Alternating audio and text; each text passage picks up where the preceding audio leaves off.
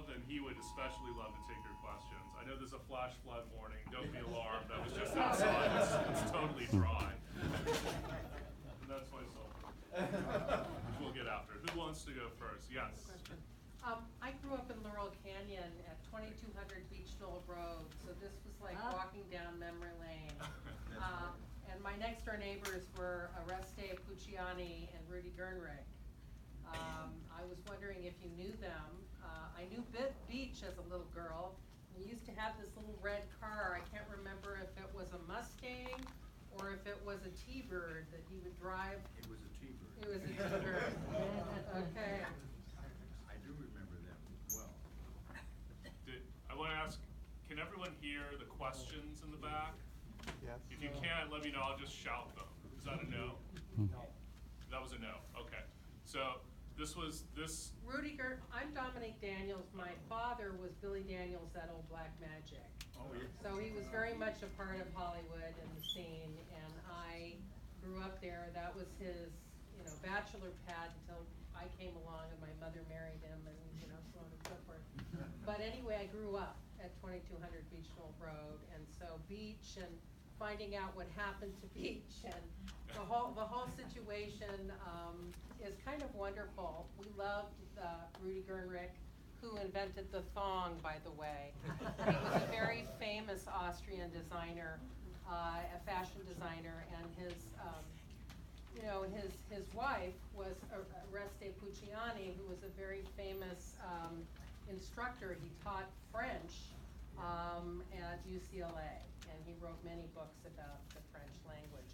And Rudy often would bathe and water the garden in his thong, and I, as a little girl, would say, "Daddy, he has no panties on." He'd say, "I know, but that's, Uncle Rudy."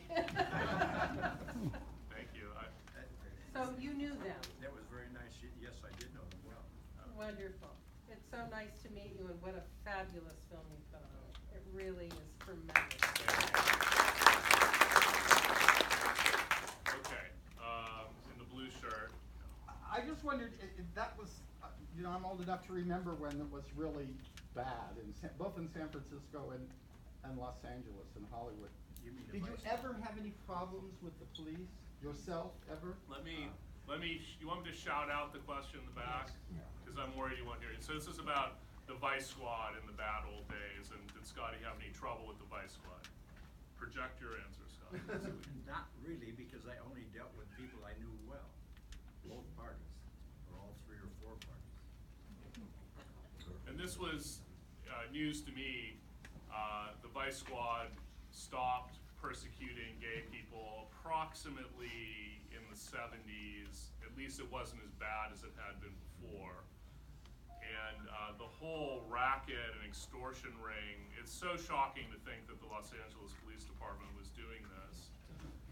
And it was very interesting to me how Scotty operated. It was a very personal assurance that he knew everybody and he was the connector, and that was really your insurance policy, because if you put one foot wrong, of course, you could end up in jail, you could get fired, or really worse. I mean, the consequences were so terrible, which was one of the motivations really for making the movie, because of course we've come so far today, but everyone needs to remember that things were not always so hunky-dory, and I think that he was really brave to be so out front of it. They would roust you. If you were in the wrong section of town, or if you looked a particular way, in LA was worse than San Francisco. They would just roust you. They'd throw you against a wall and start calling you names and asking for your ID and demanding to know why you were there and stuff like that. And obviously you found a way to avoid that. We stopped that. A friend of mine financed the election 100% to get Bert Pine, who became the city attorney in LA. And the next day, there was no Vice Squad. It was Lloyd Riegler, who was a philanthropist. Scotty, I know this from Scotty. I'm just going to yell it. Financed the campaign of a politician named Bert Pine, and Riegler, who was gay and a friend of Scotty's, the condition of the donation was that he would stop the Vice Squad. Pine won, And the next day, the Vice Squad was given orders to not harass gay people. This is a huge step forward in civil rights. Riegler is a fascinating character. He invented a product called Adolph's Meat Tenderizer. And you can tenderize any steak with papaya, marinating it in papaya. I'm Yep. envious of your life, and I appreciate it being on film. But what is your connection with Gore Vidal? What's the connections? What's Scotty's connection with Gore Vidal? Well, in 1947, he came in the gas station, and we were friends until he died here a year and a half ago, 2 years ago. And I met Scotty through Gore Vidal. I was his executor and friend and editor. I met him editing his work for Vanity Fair. And I dedicated the movie to Gore because Gore brought us together. And as you all probably know, Vidal published the first novel with a gay, openly gay plot, which was The City and the Pillar in 1948. So I feel that he and Scotty are similar. They were really out in front of being publicly out, as it were, when it was really not so healthy for your career and livelihood to be that way. Yeah, I read your book a couple of years ago, and that was the first time I learned about it, and I really loved it. And one of the really fun things in the book that I recall was how you stirred drinks when you were bartending, Yeah. and it wasn't in the film. Stir your drink now. Make sure it's a big gulp.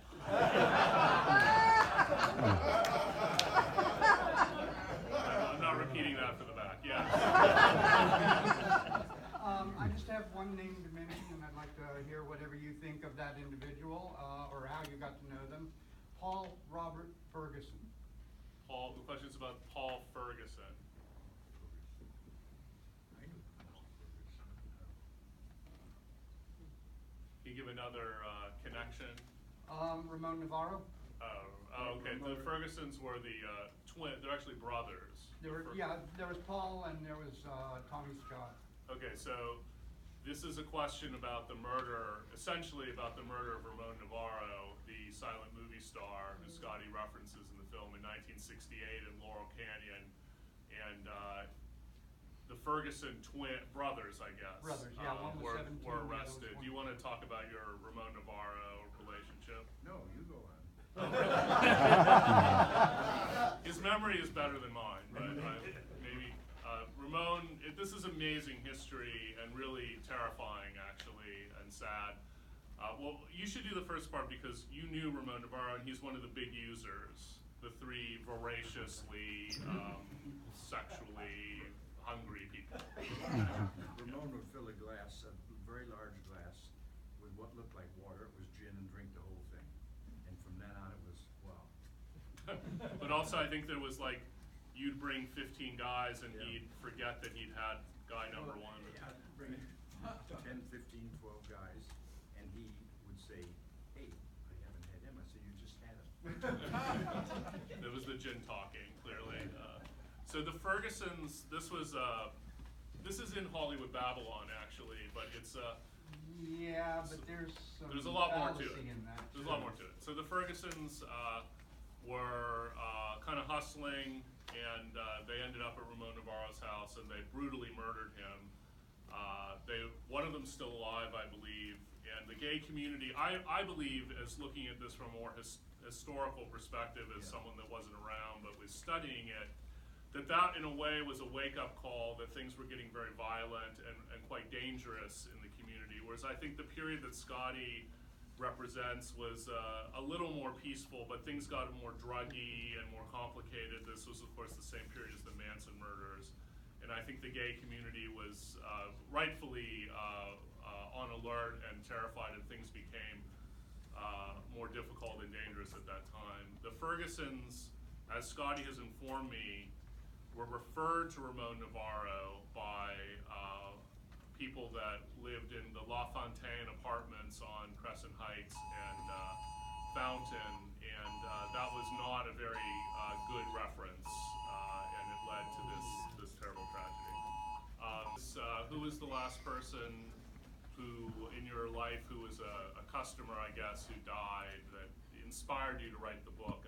People have, I'll be quite frank, people have criticized Scotty for waiting till everyone was dead, and you could speak to that. Yes, that's why I waited so long, because everyone I knew personally, and they were friends, and you don't do it while they're living. Let me tell you, but when you're dead, period, that's it. It's interesting, no one has sued. Scotty wrote his memoir, published it a few years ago. The movie's been out for 3 weeks, basically. No one has sued or threatened or made any noise except yesterday, Vincent Price's daughter wrote an article. Well, I was fascinated to read this. It's a very nice article, actually, confirming that her father was homosexual, which is not really known, and that her stepmother was a lesbian. Then she assailed Scotty in the article for saying that on Vincent Price's wedding night to Coral Brown, his second wife, I think, Scotty says he spent the night with Vincent Price, and Coral Brown spent the night with Maggie Smith. Dame Maggie Smith.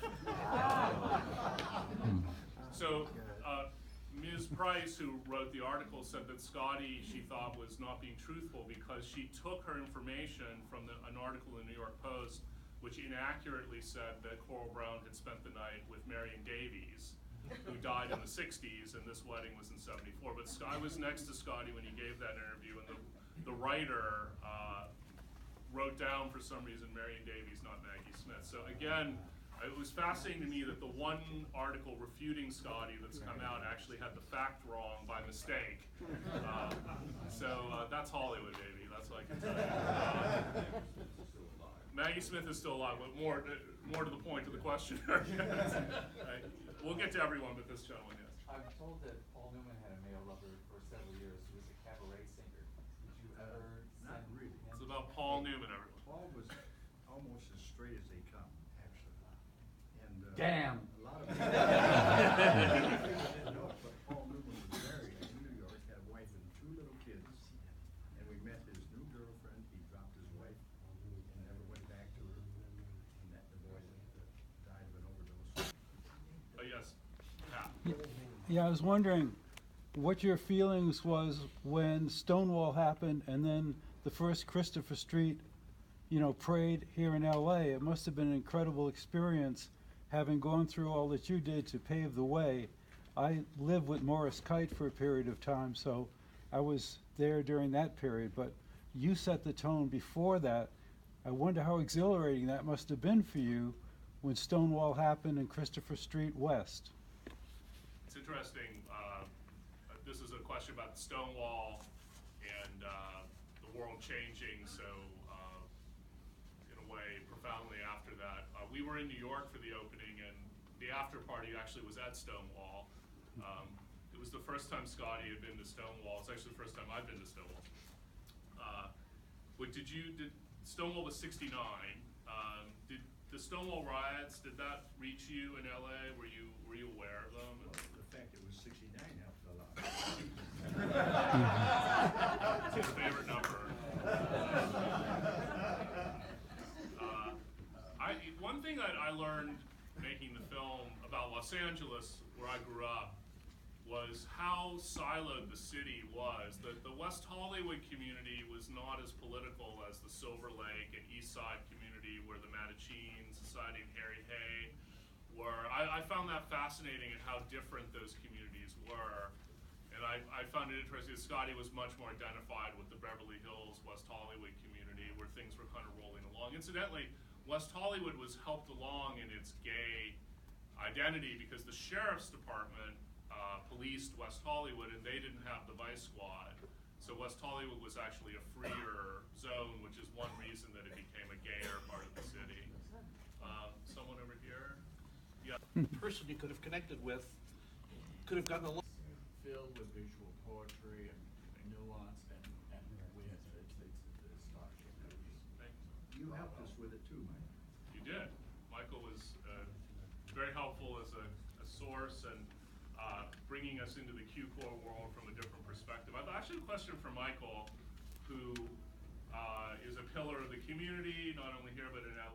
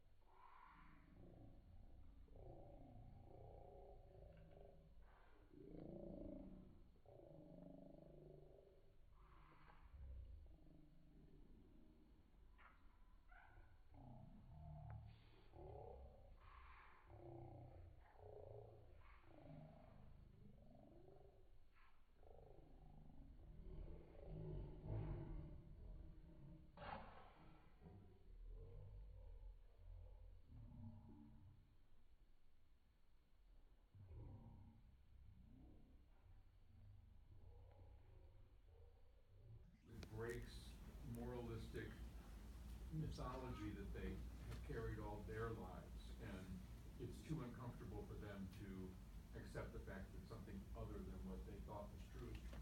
I think Yeah, that's well but put. Those are what you call one-way people. Not fun at a party. Don't want their drink stirred. I don't think a studio really No. would have made this film, frankly. And these films have to be made this way, which is why I'm so heartened on a weekday afternoon to see so many people in the theater. So, by the way, tell all your friends. We're going to many cities across the country this weekend, and word of mouth is very important. We finished the film a year ago, really, and it premiered at the Toronto Film Festival almost a year ago. Since then,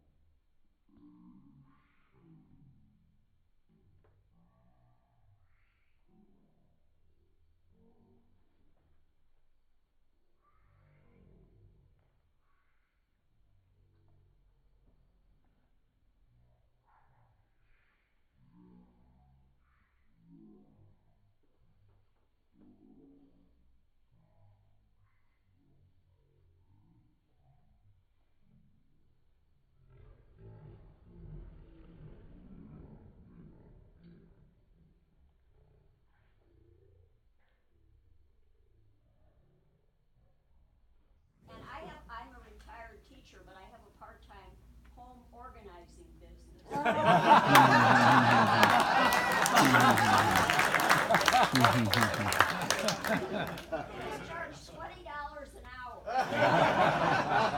You could barter. That's fantastic. Yes. I was just curious.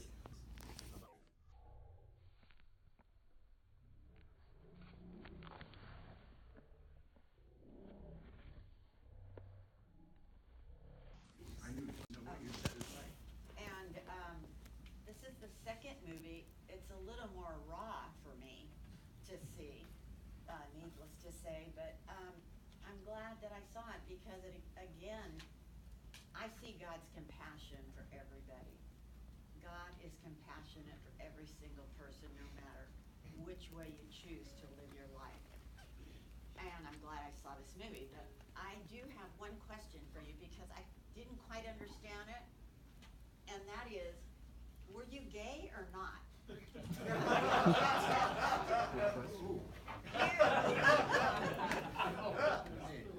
Yeah, whatever you think. No. No, I couldn't figure it out.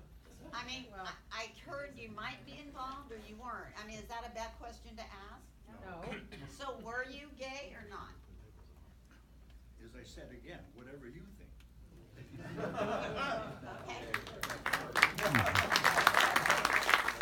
I would just like to add, you have so much humanity about you. Your honesty is really something that shines throughout this movie. And the fact that there's no judgment from you about how you were raised or what may have happened, sort of to tag along to what her questioning was. You are brave, you are adventurous, you are kind, your memory's incredible. I mean, I've never met anybody, or I never thought I would meet anybody like you. What an amazing human being you are.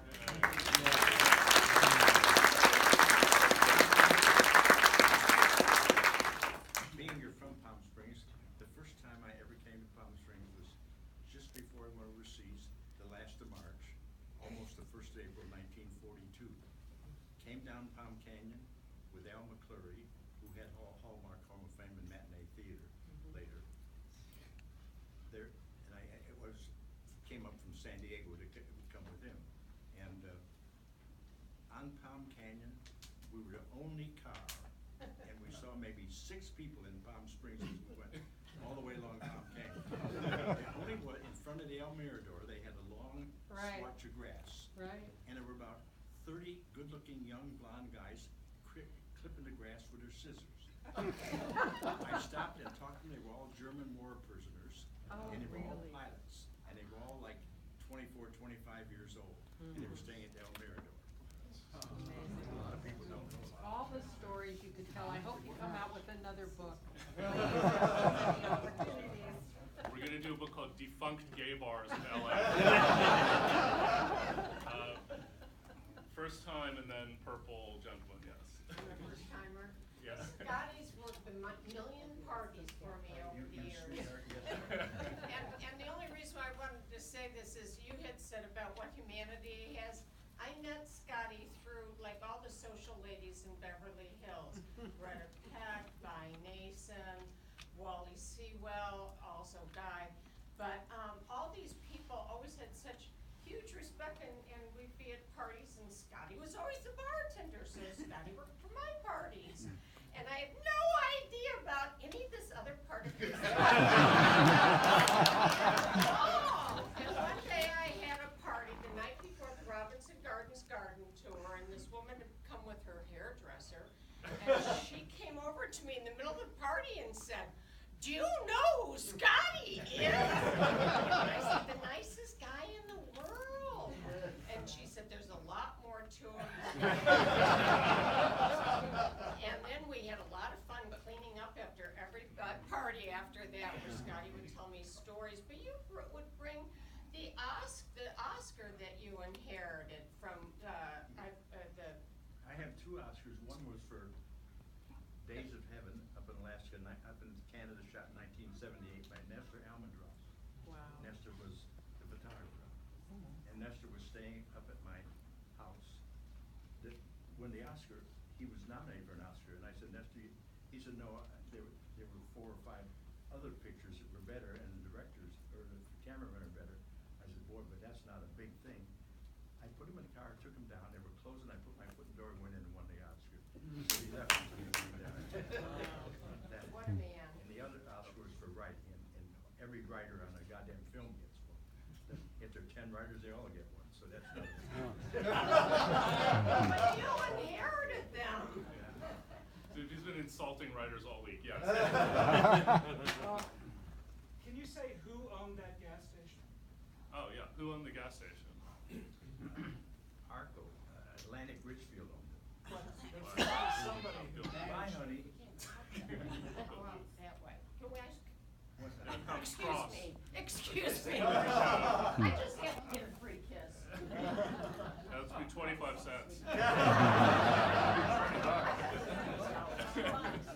They could've got to 5. Yeah, the gas station was a company-owned station, and the guy that managed it was named Bill Booth and lived in Inglewood with a wife and 2 kids. And I just went to work.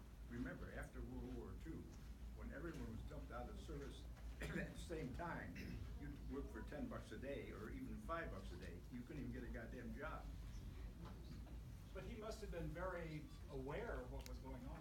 Well, he'd have to be eventually. He didn't say anything, he just said how good business was.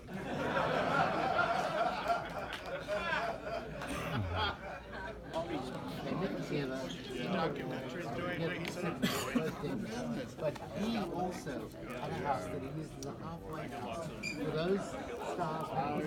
And ask if we're going to kick them out, right?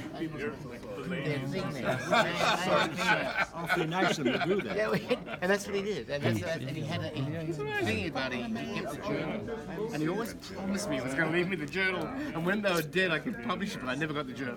He should have given it to you. No, I wish he had. Maybe I wish like he had. January. Corral Club.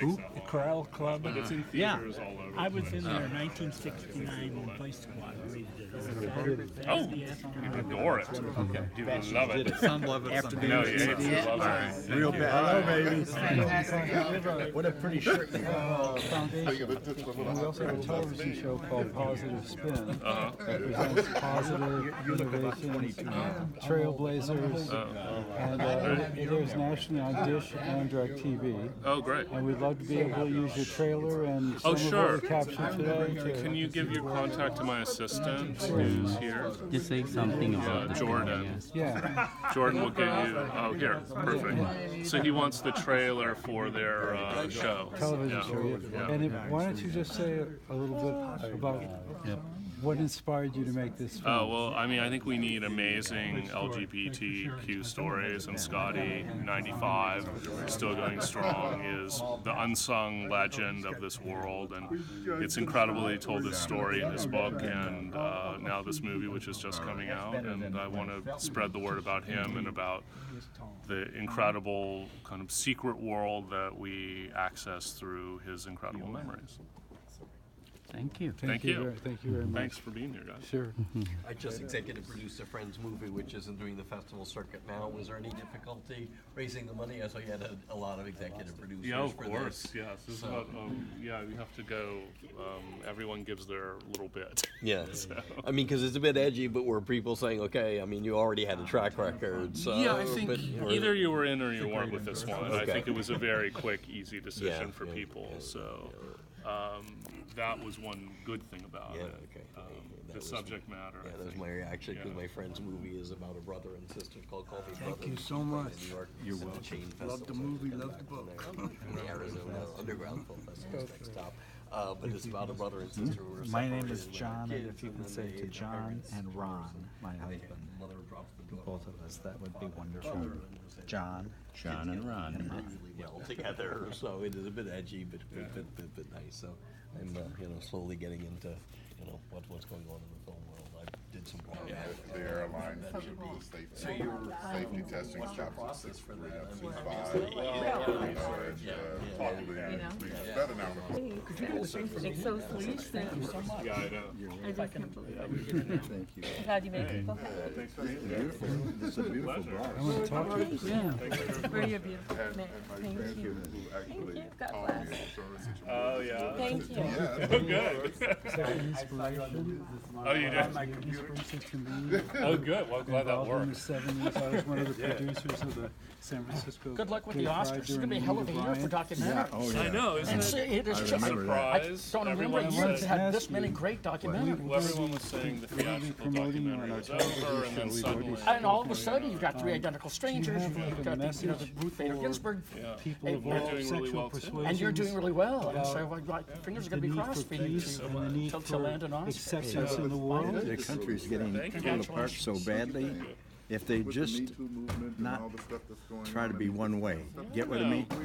Get together, be together, Yeah. And think honesty together, seems to be oozing out or don't from get all involved at directions. all I if you feel want like. to fuck it up. And I just think it's Love together, right? Yeah, One of the right, nice things about completely. doing We these were type of San things, you never Francisco know what's 2 going days to ago. happen when it's Oh, out in yeah. the world. And Yeah. people have different interpretations, and it gets Bless you. it kind of Thank sets you. sail in And you're interesting so way. right That on how seems you to be think and happening right feel. now. So thank you for that observation. I wish more people felt that way.